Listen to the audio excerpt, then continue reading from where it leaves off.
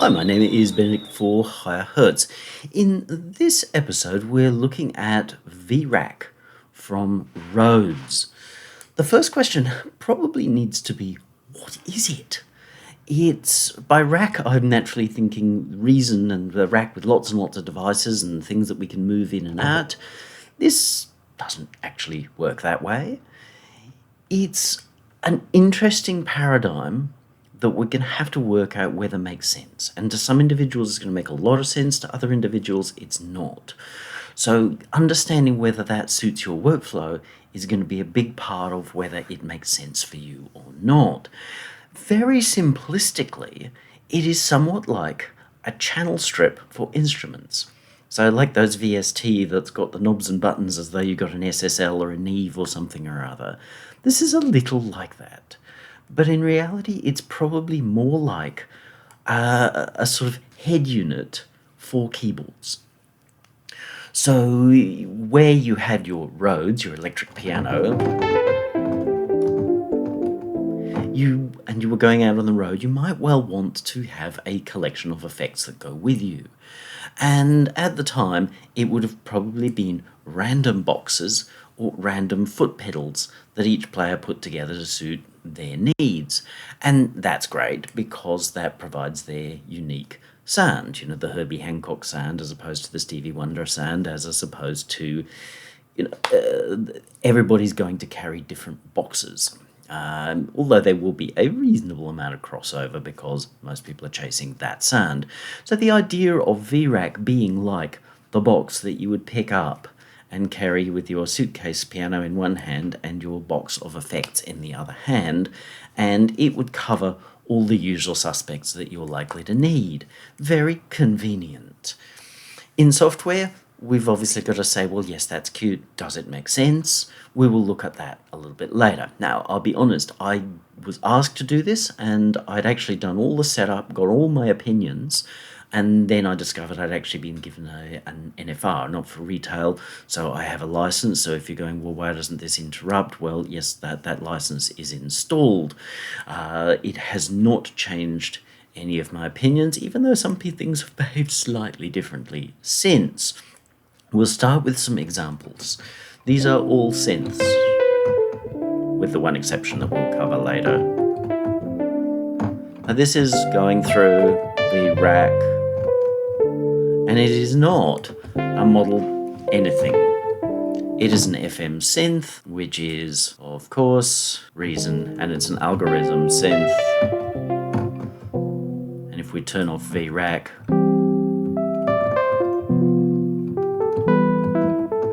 it's clearly not a Rhodes Mark anything. As they note, Rhodes has become such a style of sound that it appears everywhere. It's just the electric piano sound. The other thing that you are hearing in this case is multiplier. So here's the raw sound. Multiplier is bringing in some reverb duties to locate everything in space, and then when we turn the VRAC in,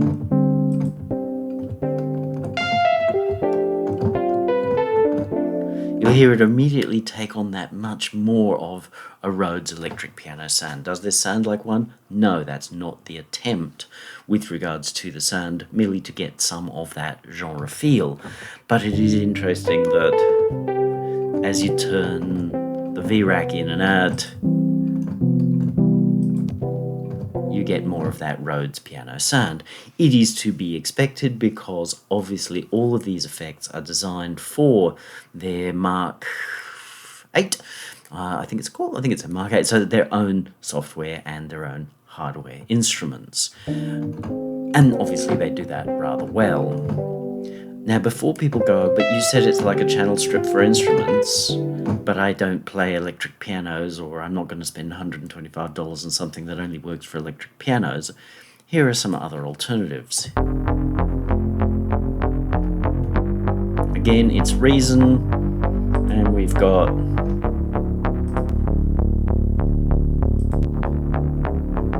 Rhodes stepping up.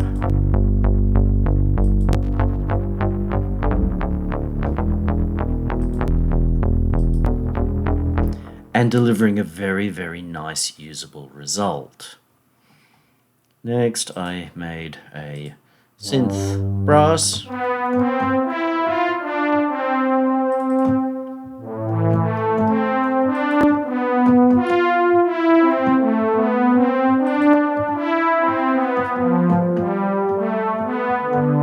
So as you notice, in every instance we get richer and warmer, brighter in a nice way, warmer not in that muddy way. Oh, my cassette is so warm.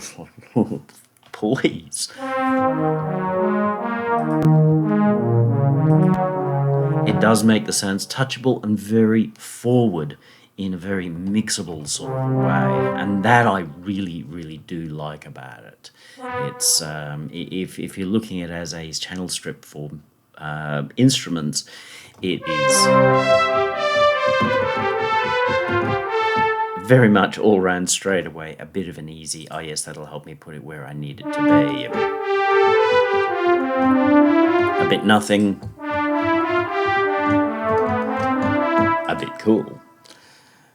This one, a synthesizer string.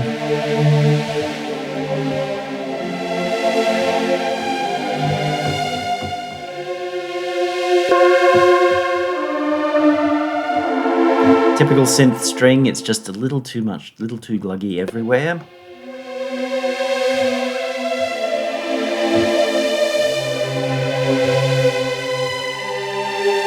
Now it's got real beauty and movement, it's been lifted, it's bright, it's forward, but it's not aggressive. So it's warm in all those good ways that we would want. And before someone says, oh, but you only ever tried it on synthesizers, that doesn't count. Well, what if we pulled out BBC SO? Violins 1 and V-Rack. So that's the raw sound.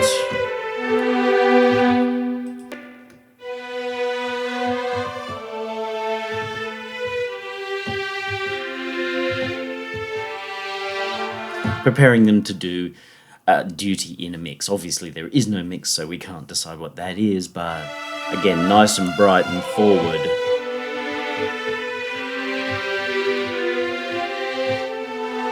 Brought out a lot of kind of air and brightness, and in a positive sense scrape a really charming sound that would work very nicely in a mix where it's looking for a string, probably that we can relax into the mix but will still provide a lot of presence. So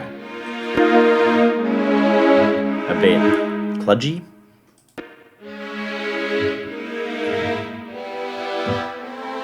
Clean and clear, ready to do its job. There's no right, there's no wrong, but in terms of flying in samples and saying, okay, will it work on sample instruments?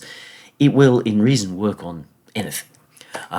Within reason, not within reason, which we will discuss in a moment. Will it work on vocals? Well, I don't know. In their product video, they say here everything you're listening to has been done with V-Rack, and it probably conceivably has.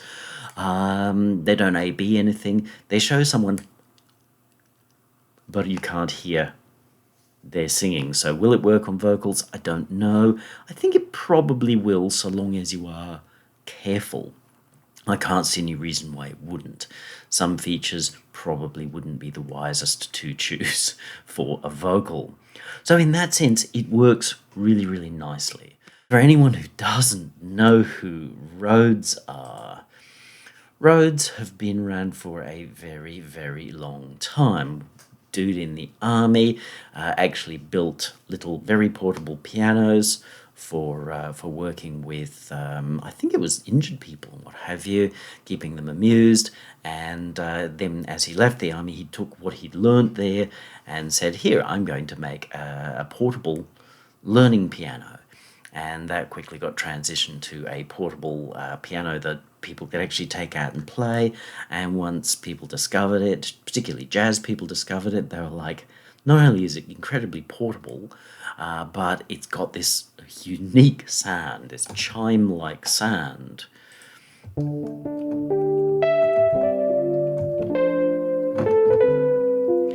That just worked so well almost everywhere. and the instrument just spread. He created a relationship with Leo Fender of Fender guitars, which obviously helped with penetration in the sense that the market was like, well, we trust Fender guitars, they're great, so we'll trust this piano-y thing. It started with more of a bass type instrument, but it expanded into the piano thing as well. So Rhodes is basically as old as rock is. In very simplistic terms, it's gone through various owners who have been good or not so good. It is with a young-ish fellow at the moment, and that's possibly explains his push into software. The price is US $124.95, so it's not expensive, but it's definitely not cheap. If you don't understand what it is and how it might benefit you, or very bluntly, if it's not going to benefit you. So in that sense, for a couple of reasons, I will strongly encourage spending some time with the demo. Not just A-Bing blindly, but actually working out, does this fit with your flow? If you are a beginner, then it's hard for me to ever recommend buying anything unless you are going to simply say, this is my one thing. I am always of the impression of saying, resources are limited, so don't splatter yourself with bazillions of plugins, whether they're free or got a name brand on them. They're not going to solve your problem. Your problem is a lack of experience, a lack of training. So there is, as I will say a few times, a reasonable argument in saying I'm going to invest a large amount of money, a notable amount of money compared to other things, especially free things, and say I'm going to get this one thing and it's going to be my wife, my mistress, my everything. In other words, I will put aside all other devices except for this, and you do everything with this unless it's something that absolutely can't be done. And that doesn't mean but it's not the and just being lazy and going using some other plugin, because that's how you unlearn, how you make a mess. If you say, this is the one thing I'm going to invest in and use, there's a pretty solid argument to that, because again, if I'd had this in 88 sitting next to my Casio CZ, I would have been a pig in mud. There are some really positive things about this. I will run through my good and bad. On this, there are some things to be aware of. Again, remember, all of this was decided before I got my NFR, so in no way am I allowing the fact that I have an NFR, which I actually can't use, to influence this in any way. The good, well, it definitely sounds warm and rich. It's really good at helping move things into the mixable space where you should be working your sound, and not allowing you to spend a lot of time where you shouldn't be working a sound. I will put a picture up where we say we mix here in the middle of the frequency range, not out there where we're going to do more trouble than good. The great thing about this is that it very quickly and very easily and in a pleasant way, in a very old-fashioned hardware, positive way, moves things to be rich and warm in the mixable area. That is its massive strength. All the settings are very much within a safe range. You can push things, and so it's not like you're going to be stuck with something that's dumb and dull, but the settings are safe. It is not like it's going to give you crazy, ridiculous settings which are going to give you problems. That I'm mostly going to say is a good thing. And yes, if we build its argument as to what is it, well, it's basically a kind of channel strip for instruments. Yes, it does that really, really well, and I'll show you that later in a mix where I feel like the mix results were really, really good. Are they different or better than what I'd normally get? I think that's a stupid, pointless argument, because everything is unique in its own way. The bads, and there are some issues here. Usability is a problem. Unfortunately, this seems to be a difficulty with all hardware manufacturers that dabble with software. They seem to struggle with usability. The mindset of this is a box that I would pick up, with its foldable handle or whatever, kind of like a head unit for a guitar, and sit it next to my keyboard, plug it in, and is great. but how to transition this into software without either being twee and stupid or slightly cumbersome. This suffers some from the slightly cumbersome. Thankfully, they haven't gone down the twee and stupid road of allowing all of these little modules to be switched in and out. There are some limits because of that, like we can't swap things from one place to another. And sometimes I think, well, look, I would generally rather have my chorus after my phaser, thank you very much. But if it comes to that I really need it the other way around, you know what it is in software, I simply run my phaser on this instance, turn my chorus off, run another instance of VRAC with just the chorus after, or the chorus and then the delay after. It is perfectly workable without being silly, so that not having put everything like in crazy Willalaida is probably a good thing. It is a fixed flow device, more than not. But it is big. On this screen, it's not so much of a problem, but when I opened it in Reason, it's just kind of a little too big, whilst at the same time, a lot of these things are too small. The people who are probably going to get the most interest initially out of it are old guys like me with failing eyesight. So we're then tempted to want to make it even bigger. I'm not sure where 100% is because there don't seem to be any settings for that. We can get pretty darn big. And obviously it makes things a little bit clearer, but they're probably still a little blurry as well. So I'm not sure that this is done in vector graphics. Again, it kind of would make more sense if it was. The switching. If I want to move this switch to... it doesn't work. I have to use this button. Now, most of the time this button works pretty well, but sometimes it doesn't. I will say I noticed a notable difference, and it may have been a case of correlation and causation not actually tying up, but once I'd added in the license, this seemed to behave better, but I had a lot of problems with pressing this button and nothing happening. Either ultimately nothing happening or it lagging, so then it would like move 3 or 4 times because I'd gotten annoyed and started pressing it lots of times. So there's some kind of bugginess as well. I've noticed a few instances where things just felt like they were cumbersome. Again, not uncommon with a hardware person that has gone into software without fully understanding, fully testing, and getting testers who are going to work it differently from the little channel that they thought it was going to work in.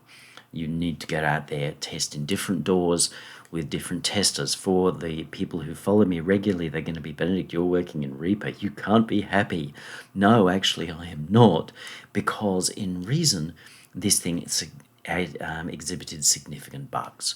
One of which was the button switching, and in Reason, of course, we'd be able to click the option that we wanted to get there directly without having been forced to press this little hardware-like button. Put both in, boys and girls.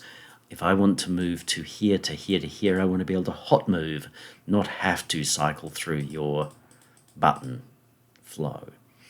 I'm going to call that a bug. It's a usability thing, but it's a bug too. It shouldn't be that way.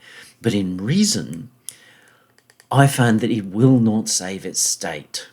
So in all software, normally, I set things up, I wiggle my knobs, and I go, yep, that's the sound I want. Yes, see there was lagginess. That's the sound that I want. I hit save for my door. When I reopen, this is exactly what comes back. In Reason, what comes back every single time is a default nothing happening patch. Not good. Okay, Reason isn't the most popular door in the universe, so I do understand to a fair extent people not testing it, but at the same time, that suggests something's wrong. Now, I know the developers probably just go, well, it's Reason's fault. Maybe it is, but the reality is it means that I, as a Reason user, cannot use Rhodes VRAC. Even having a free version with the NFR, I can't use VRAC because of the door that I'm in. This hopefully will be a thing that is addressed and fixed fairly soon, but there is a little bit of bugginess, so as I mentioned earlier, please make sure that you test this thoroughly in your environment of choice to make sure that it's actually going to flow for you, because there are some issues and possibly other issues that I haven't encountered. Negatives, the RTFM. I unfortunately think it's all puff and no info. It's quite hipster.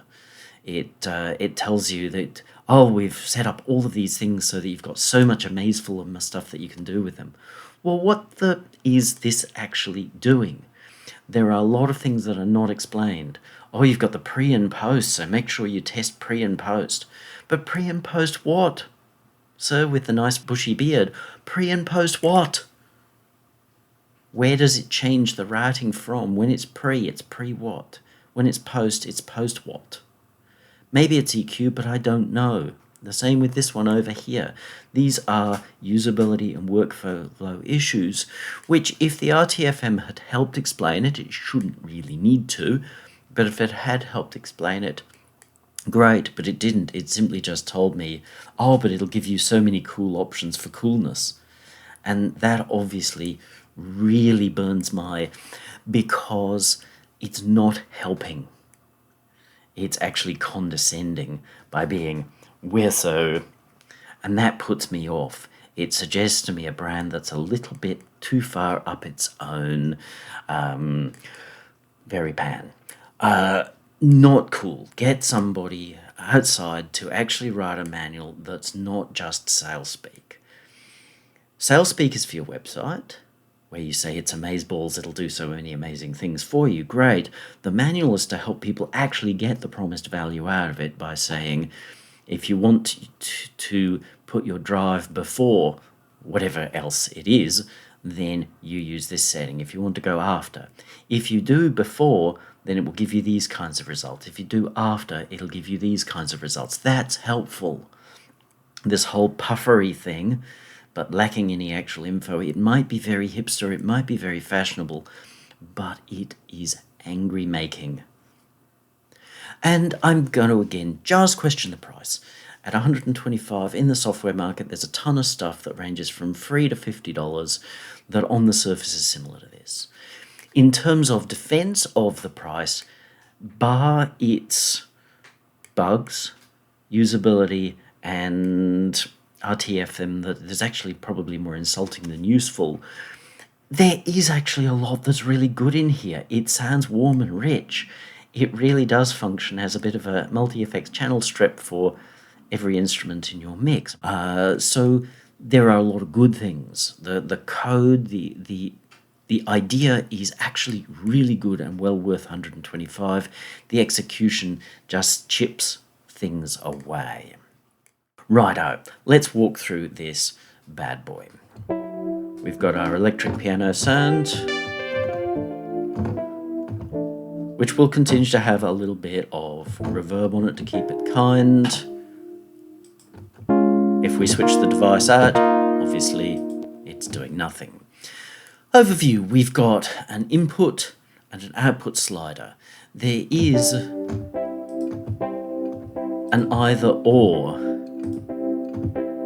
But the trouble with an either or, again, is of course it makes it very hard to know how do these levels combine? How do they compare? Am I just sounding good because I've added 47 dB of level with all of these things? I don't really work that way, but there were a few times where I really felt like, you know what, this is not useful.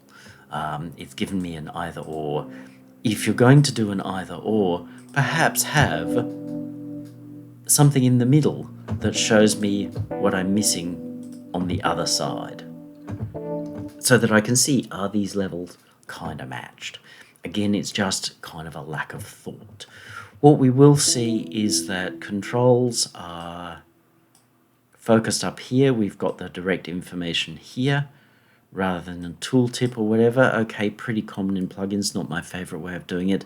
I did find that it was not uncommon for this to not be showing me the current control. There seemed to be certain circumstances in which this would not be showing me the current control. I'd have to let go and re-click and what have you. But it's there. Presets are interesting. in that you've got factory presets and quite a lot of them not broken into things or whatever, but as a rule I hate presets anyway. So, but you do have presets which show certain things.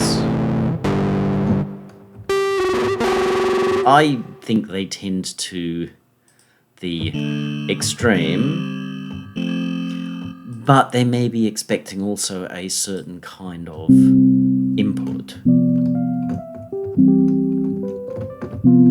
But where you get ones that are sane, they do sound nice.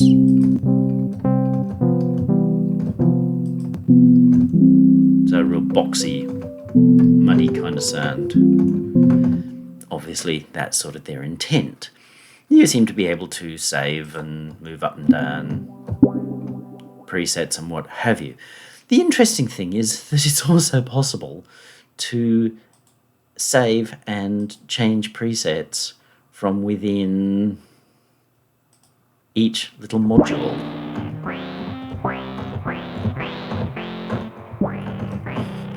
Again, I'm quite anti-preset, so I'm really nowhere on those, but it is a notable thing that they've done, and some people are really, really going to like that. Maybe it's a good thing, but seeing I'm anti-preset, it's just, well, there it is. That's probably the main stuff that we've got. Yeah, I think that's it. Oh, and of course you can fold this up. So you can just work with your normal feature set or your advanced feature set. I'm always a little bit like, why bother with those? But some people will probably like it, and it does no harm being there. It is nice that it opens with it open, because I'd rather have access to these things if they're actually important enough to be useful. There doesn't seem to be a way to go back to a nothing patch, to a default. That's, of course, always an annoyance for me. So forgive me whilst I actually do this the old-fashioned way. All right, we're back. In the meantime, repo managed to crash several times. I don't know whose fault it was. Every time I tried to get rid of the instance of the Rhodes VRAC that I couldn't put to a default preset, it actually crashed Reaper. So I've ended up having to put another version in lest we crash Reaper again. I don't know whose fault that is, but obviously I'm a little bit annoyed. So here is the default patch. It does nothing. Okay, that's good. That's fine. Our modules are, we've got this drive. Now the drive has the option to go pre and post. As I've said, pre and post what, so it's a pointless button. Sorry, I seem too annoyed, but as I've already pointed out, it is poor form to not actually explain what this does. And the fact that I've had to endure several crashes with this is off-putting. We've got several types of drive. There's the Mark 8 drive, which is a software version of which... See, there we go. Or what may be software already, the drive in the Mark 8. As you see, this is actually lagging, and I'm putting that down to VRAC. I'm not putting that down to Reaper because I had the same in Reason. Sometimes it's very smooth, sometimes it is just not. This drive is interesting. It's got a warm breakup compared to the overdrive, which is immediately pretty hard. Now this is going to be influenced, of course, by the input level. But that overdrive is pretty aggressive. Whereas the Mark 8 is warm until we really start to get ugly. But there are good reasons to use something like that, so it is an interesting result. My all-round favourite of the three is the saturation, which takes quite a while to break up, but it can be adding rumbly grumbly underneath. Hard, clean, flat digital, adding a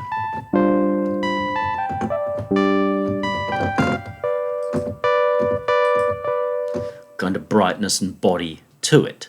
It can thin bottom end a little bit, but that's a positive thing because most of the time all those subs are not doing anybody any good.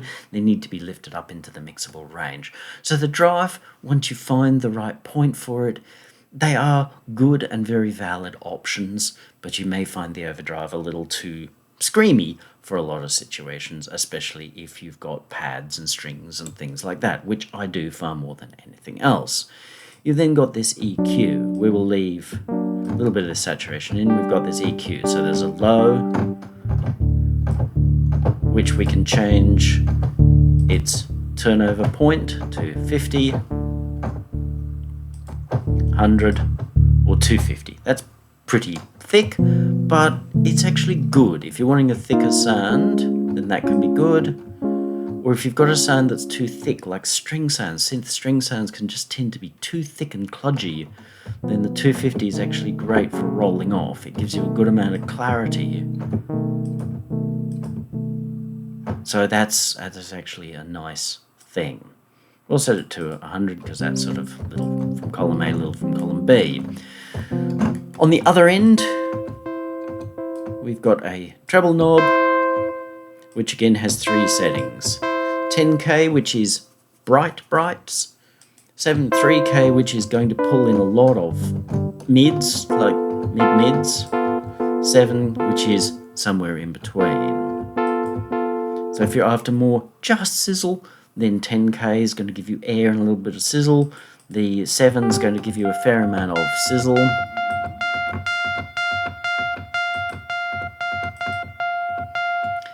It tends not to get brittle, which is good. And the 3K is going to be pulling a lot of mids through. Each has its purpose, especially in electric piano-ism. We'll just give it. And then we've got this gain in the middle, which is initially a bell curve with sweepable from 100. Can actually pick out the hammer sound that I've got there.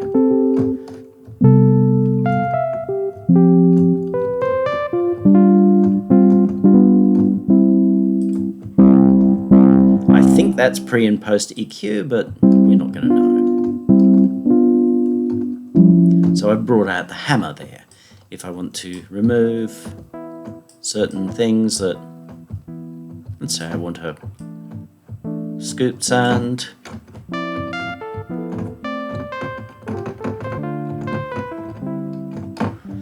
Probably more suited to a clavinet. It's made thin. That is nice. It's got a couple of tricks up its sleeve as well. We can change the Q, I believe. I think that's what the RTFM is telling me, or trying to tell me, or trying not to tell me, or something. And then we've got this. So it's an envelope follower. So it follows the input level and then pushes the signal up based upon.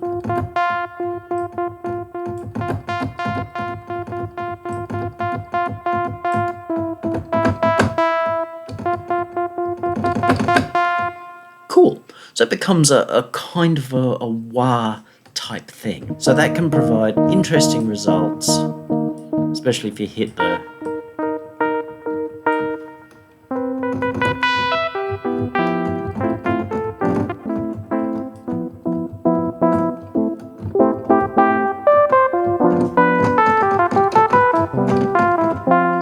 a lot of that relies on a player, and I am definitely not an electric piano player. But there is cool stuff to be had in there. But ignoring the cool stuff, it does work very nicely. Even though there are 3 bands only, it does work very nicely as a mix tone control. I don't want to say EQ because then people will be like, why doesn't it have 14 trillion bands with this, that, and the other feature? Nah. This is just a tone, a mixing tone, and it does work nicely for that. There are other features which I'm going to admit I really don't understand. There's a low pass filter,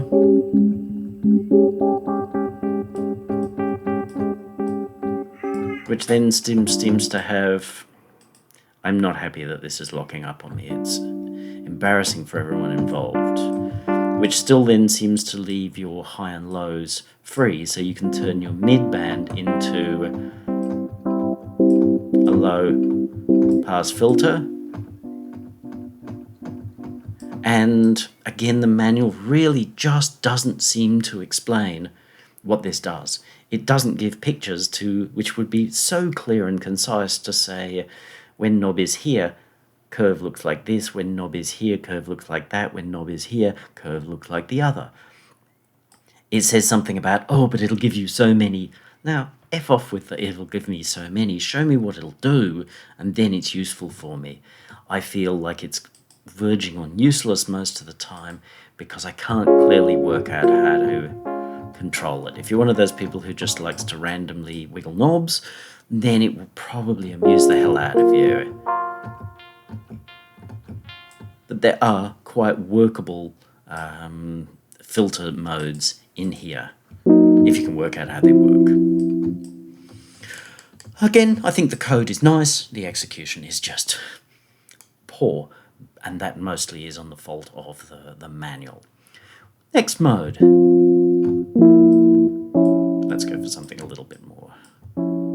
Is this Vari-Pan. Now, they have released a free version of the V-Pan, which is the classic electric piano. Why it defaults to a square, I'm not sure. I would have expected it to default. So your main controls are different waveforms, which will give you different intensity.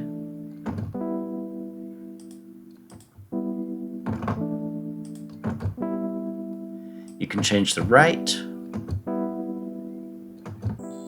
right up into audio territory. Does it tell us? Yes, pan rate for the knob that currently isn't working. Yes, you keep getting that not responding. And I'm pretty sure that it's VRAC that's causing that. So it'll go up to 3.8K. Somebody seemed to be saying that this would work as a ring modulator. I think that they are dazed and confused because this is amplitude modulation. There's a difference. But it's not a controllable ring modulator, so if you think, oh, this is going to suddenly give you a cool ring modulator, then yeah, you might get some effect out of it, but it's not the equal for a proper ring modulator. So you can set your rate and then your depth. From nothing to...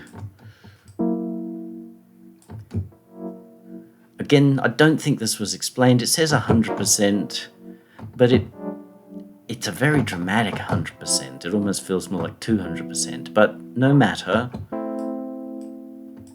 It does work nicely, and you don't have to use it, obviously. In the piece that I'll show you later, and in the sounds that you heard before, quite a few sounds were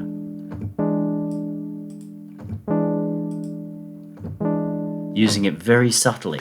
So it becomes a vibrato speed tremolo of sorts. It just adds this little bit of movement inside.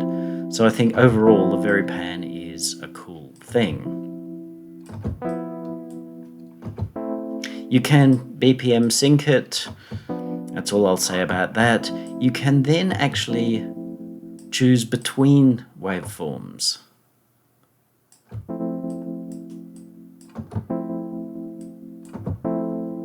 With the square wave, you will get pops, so you can smooth that off. You can smooth any of these forms off, so if you're running this one, you can hear how it pops or clunks. So you can smooth that off to the extent in which it becomes, well, nothing. Slow.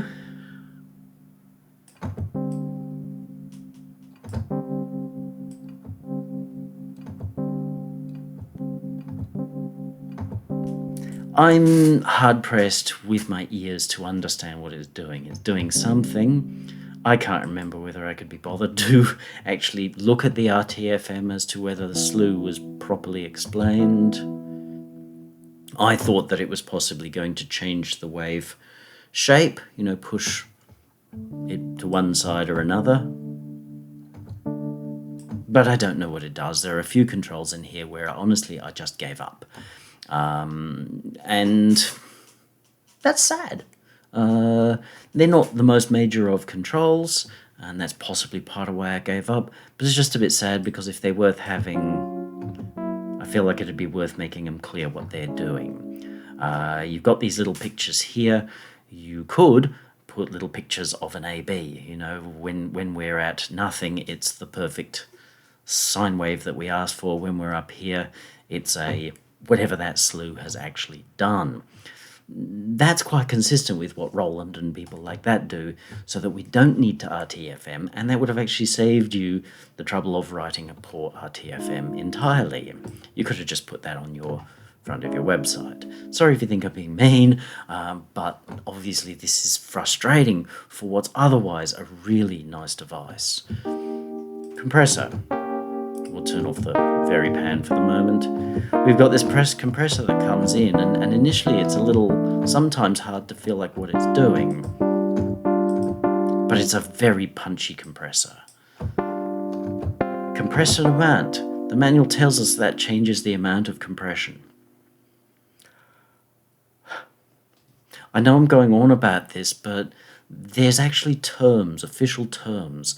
I think, and I'm guessing here, that this is possibly the ratio. It would be nice to explain, this is your ratio, in amongst the lagging. I think it is, and I think the ratios might be pretty darn aggressive. It is prone to being a very, very aggressive compressor. You can set your threshold here.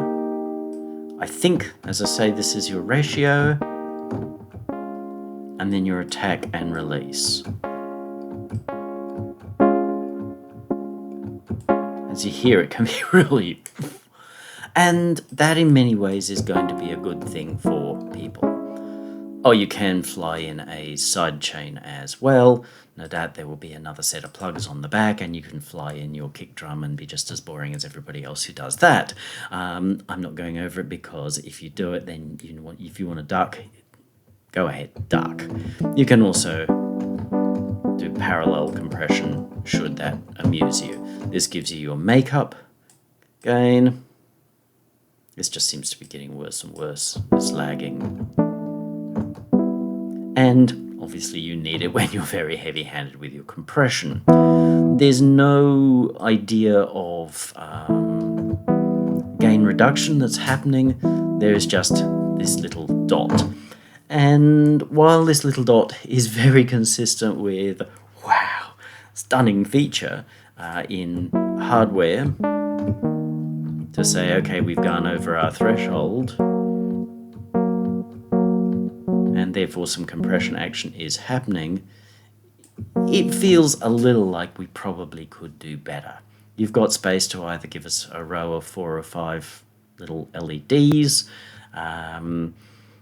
especially with your little tiny ones, you could probably give us 8 of the suckers, or even just a readout number. We are experiencing gain reduction of -3, -47, whatever dB. It would A, be useful in helping with the makeup, and B, just useful. It's one of those things that if you think you're making a physical hardware box, and everybody's buying a physical hardware box built in 1981, then the dot kind of makes sense because it's cutting-edge technology. But seeing we're in software, and you have the ability to deliver us numbers, then you could have done so many other things. If it had to still look like hardware, you could have given us a row of dots, with or without some little legend that says from X to Y number of gains reduced. But it is... I don't think it's my favorite compressor, but it is capable of being pretty aggressive and pretty heavy-handed. So if and when you find your groove with it, then you probably like that compressor just dandy. Chorus comes in a little heavy-handed. 20 hertz, that's really extreme.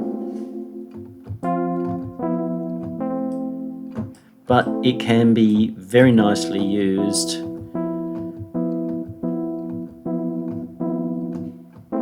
One thing that I do miss is that it doesn't seem to be any kind of wet-dry balance. And there are a few times where I've thought I'd like some of this, but not all of this. So the thing is, turning depth to 0 still has a sound, still has a result. So there are times where we would want to say, yeah, okay, I like this, but I want to make it less. So if anything, if space is your problem, and I don't think it is, then you could get rid of this stupid useless knob. Someone's going to be really upset with me. There's no need to write me messages, dude, no need. And have a wet dry here. There's actually still space. There's still a way of having done it. Below this, we've got the chorus delay. So that's the initial delay time, which goes out to 50 milliseconds, which is really long. But I actually think it's great that it does that. I think that's a nice thing about this. That it'll let you go out to these really loose choruses.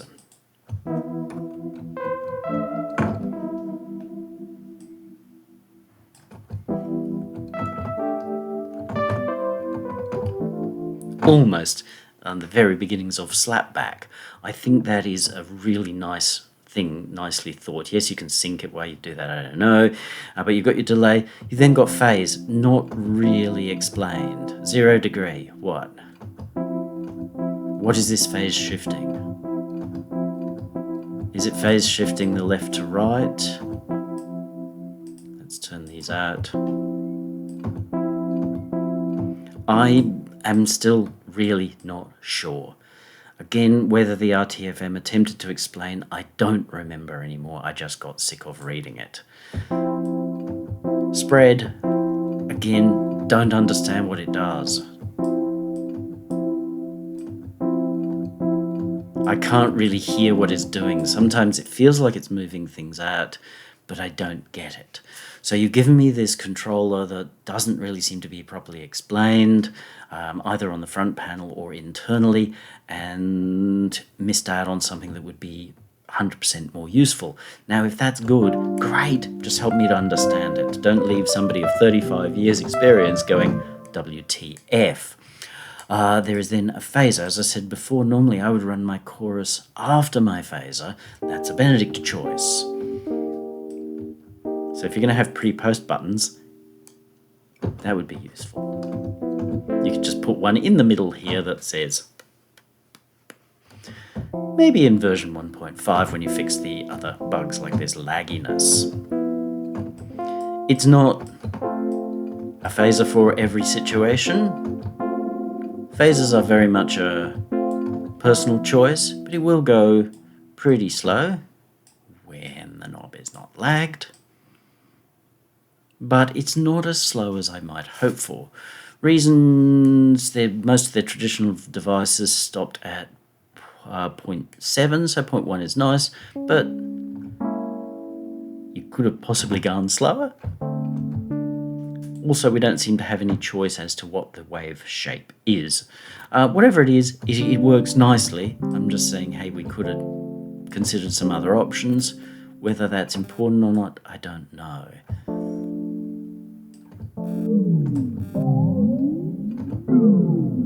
That does sound nice. Will it do Jarre string small stone phaser? I don't know. Again, there's the somewhat indecipherable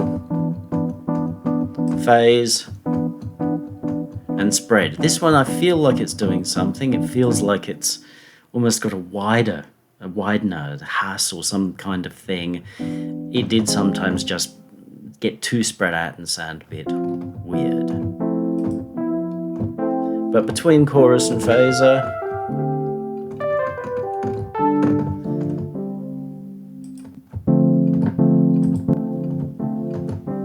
we can definitely get very nice results.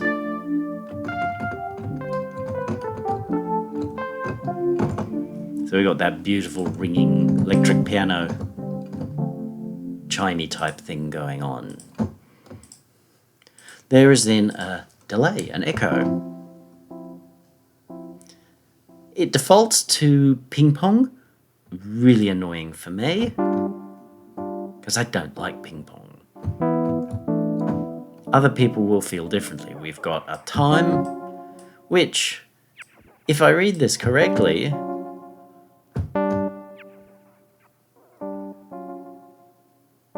goes out to 4 seconds. That's supremely long. Why that is, I'm not sure. Maybe there are some people who are famous for using excessively long delay times. Often it feels like it's hard to hear that echo. It does seem to have a pre-built sound built into it.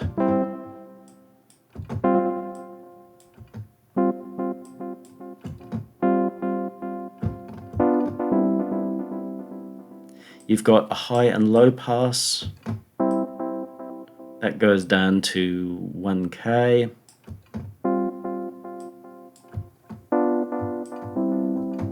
And that goes up to 2K. Okay, that's good. This spread, again, it does feel more like a widener. Crackles as I pull it, which would suggest that it's doing something with the... But between 0 and 5, I don't understand what it's doing.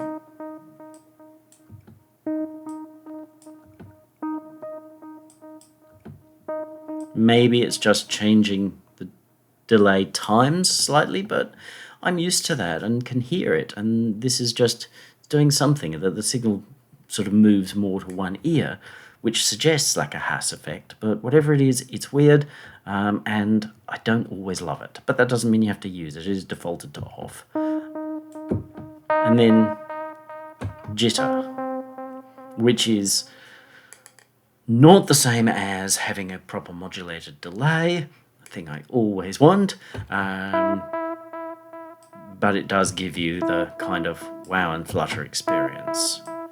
You've then got this slider on top of the ping pong, which you might think is related to the ping pong, but is not. So it probably would have made more sense to put the ping pong button up here, because it's more of a mode thing. And it says clip.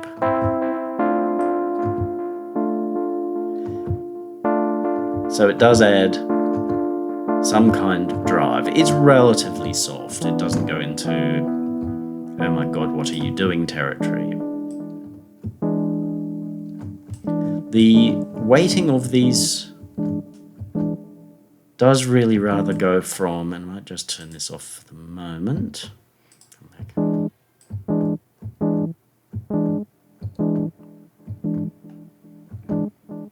So it's weighted in such a way that down here there's kind of nothing, and then up here there's not a lot of sway. So I don't love its weighting. It doesn't feel even.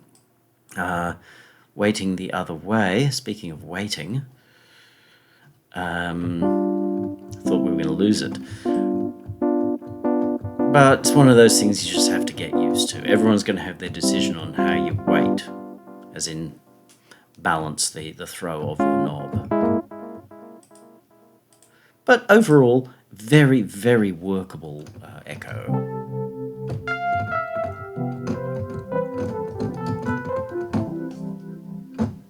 Let's put that reverb back in.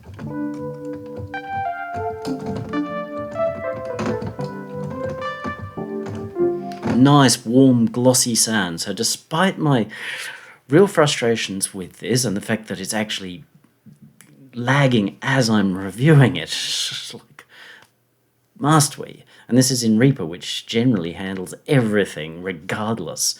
I think that there's an awful lot that's really good about it. So we'll move to my final words, is it's nice, but does it make sense on a couple of levels?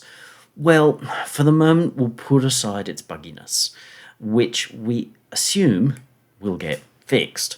And that's with some fingers crossed, because again, some of these hardware companies, as they foray into software, can be quite speak to the hand about bugs. Well, we never experienced it, so it's not there. They could even be shown this with it faulting and what have you and say, oh, it's not there. So fingers crossed that they are good eggs and will go, yes, sir, I can see that is pretty effed up. We are super sorry. And here, give us a week and come back with a fix. Would be wonderful. Not just for me personally, but for their whole market, because this has got to hurt.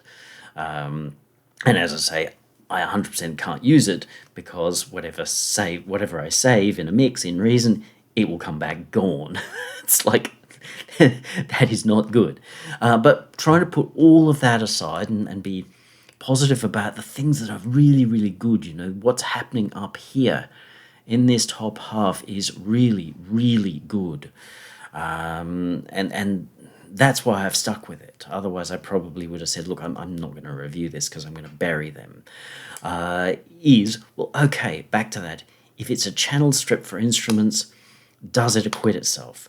So I'm going to move now to one that I prepared earlier. I did a mix and I thought, oh, well, I'll try this in Studio One just to try in another DAW, see how we go. I didn't seem to have any dramas in Studio One, and here is a mix where I used nothing but VRAC and Hertz multiplier.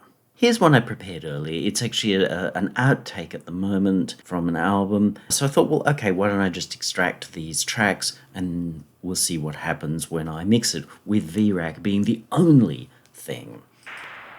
Here it is with absolutely nothing. These are the tracks dry as, nothing done at all here. Obviously, I would need to start with a reverb, which is, in this case, Hertz multiplier. As you hear, everything's a little stark. Now when I bring in these guys here, you hear that instruments start to have a depth space, and things have lifted more into a mixed range. So here,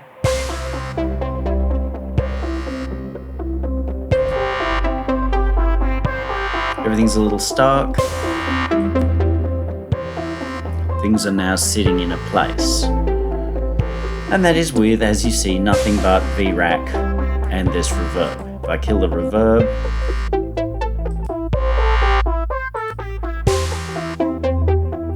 so between EQ and echoes mostly, when we put these things into space, and we've got a nice warm, rich feeling that's come in.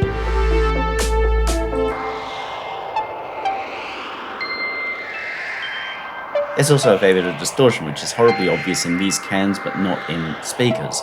So I think it's a good kind of distortion. There is an electric piano in here.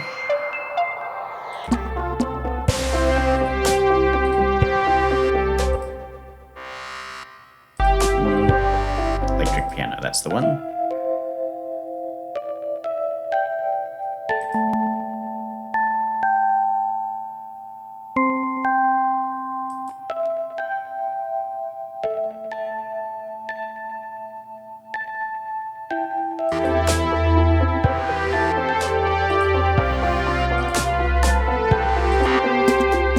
So with that, on the busy section of the mix,